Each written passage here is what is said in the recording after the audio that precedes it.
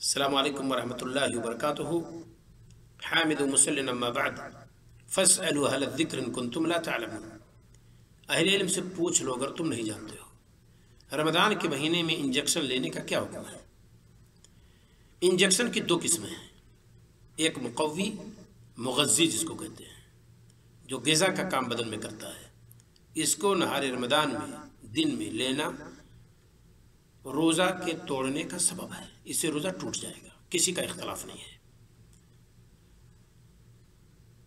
Injection کی ایک دوسری قسم ہے، وہ ہے جو غیر مغذی ہے، غیر مقوی ہے۔ اس کے لینے کا دو طریقہ ہے، ایک یہ ہے کہ وہ رگوں میں لیا جاتا ہے، نسوں میں،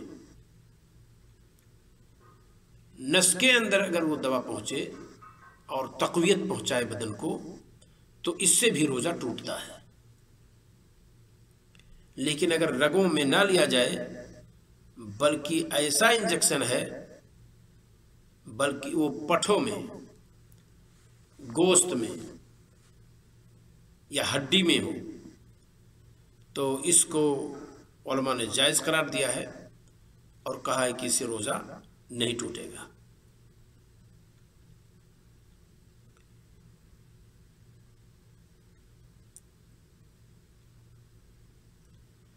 اور نسوں کے راستے سے جو انجیکشن لیا جاتا ہے وہ خون تک پہنچتا ہے، اس میں تقویت دیتا ہے اور اسی طریقے سے گردش کرتا ہے اور بدن میں داخل ہوتا ہے، تو اس سے بھی روزہ ٹوٹے گا، گرچہ اس کو غیر مغذی غیر مقوی کہتے ہیں۔ اور دوسرا جو غیر مقوی ہے، یعنی غیر غذا والا ہے، لیکن وہ لیا جاتا ہے کہاں؟ پٹھوں میں۔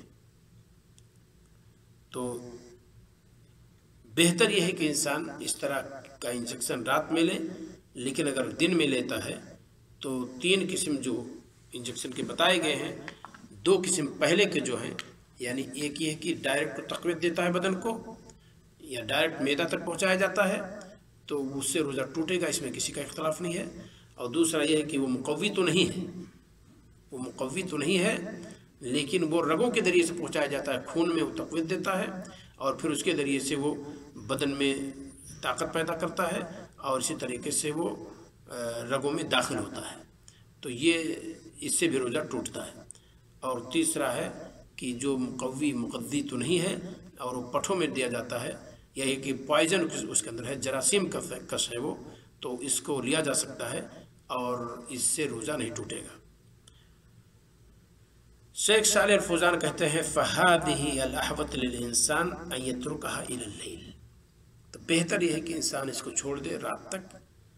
وَإِنْ أَخَذَهَا فَلَا أَرَى أَنَّهُ يُفْسِدُ صَوْمَهُ، تو یہ تیسری قسم جو بتائی گئی ہے انجیکشن کی، اگر دن میں بھی لے لے تو اسے روزہ نہیں ٹوٹے گا۔ موجود ہے یہ المنتقى من فتاوی الشیخ صالح الفوزان، جلد نمبر 5 صفحہ 115 اور نمبر ہے فتویٰ کا 173۔ السلام علیکم ورحمۃ اللہ وبرکاتہ۔